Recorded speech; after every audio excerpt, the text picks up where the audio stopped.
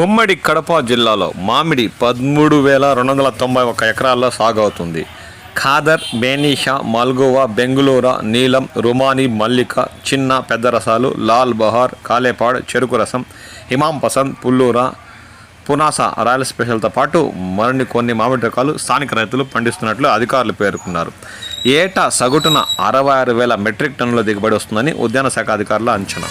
కడప జిల్లాలోని ఒంటిమిట్ట, వీరబల్లి, రాజంపేట మండలాల్లోని మామిడిపై ప్రకృతి కన్నెర చేస్తుందని రైతులు ఆవేదన వ్యక్తం చేస్తున్నారు. ఈదరగాలులు, అకాల వర్షాలతో కోత దశలో కాయ కష్టం నేలపాలవుతుందని వారు వాపోతున్నారు.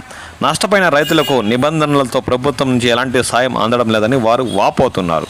పెట్టుబడి కూడా దక్కకపోవడంతో అందిన కాడికి అప్పులు తెచ్చి తోటల్ని సంరక్షించుకున్న తమకు కష్ట నష్టాలు మిగులుతున్నాయని వారు వాపోతున్నారు. విపత్తుల వేళ పాలకులు కరుణ చూపకపోవడంపై వారు ఆవేదన వ్యక్తం చేస్తున్నారు. ప్రకృతి వైపరీత్యాలతో పంటకు నష్టం వాటిల్లితే గతంలో హెక్టార్కు 22,500 రూపాయల మేర పెట్టుబడి రాయితీ చెల్లించేవారు. కూటమి ప్రభుత్వం అధికారులకు వచ్చిన తర్వాత ఈ మొత్తాన్ని 33,500 రూపాయలకి పెంచారు.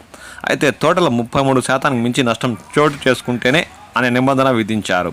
అది కూడా చెట్లు కూలిపోతే తప్ప కాయలు రాలితే పైసా కూడా ఇవ్వడం లేదని రైతులు వాపోతున్నారు. దీంతో ఈదురుగాలులకు చెట్లపై ఉన్న కాయలు 60-70% పైగా రాలిన రైతులకు నష్టపరిహారం ప్రభుత్వం నుండి అందలేదని వారు వాపోతున్నారు. ఒంటిమిట్ట మండలంలో మే నెల 21న గాలి వాన బీభత్సం సృష్టించింది. చెట్లపై కాయలు నేలరాల్చింది. వీరబల్లి మండలంలో 50 ఎకరాల కొత్త దశలో ఉన్న పొలాలు నేలపాలయ్యాయి.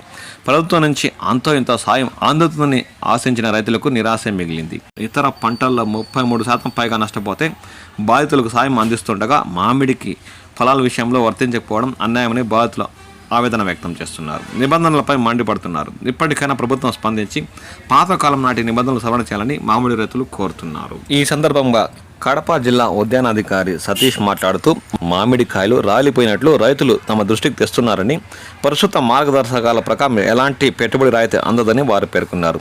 చెట్లు 33% పైగా కూలిపోతేనే పరిహారం అందుతుందని వారన్నారు. కాయలకు సంబంధించి ఎలాంటి ఉత్తర్వులు లేవని వారు ఈ సందర్భంగా పేర్కొన్నారు. నిబంధనలు సవరణ చేయాల్సిన అవసరాన్ని ప్రభుత్వం దృష్టికి తీసుకెళ్తామని వారు ఈ సందర్భంగా రైతులకు తెలిపారు.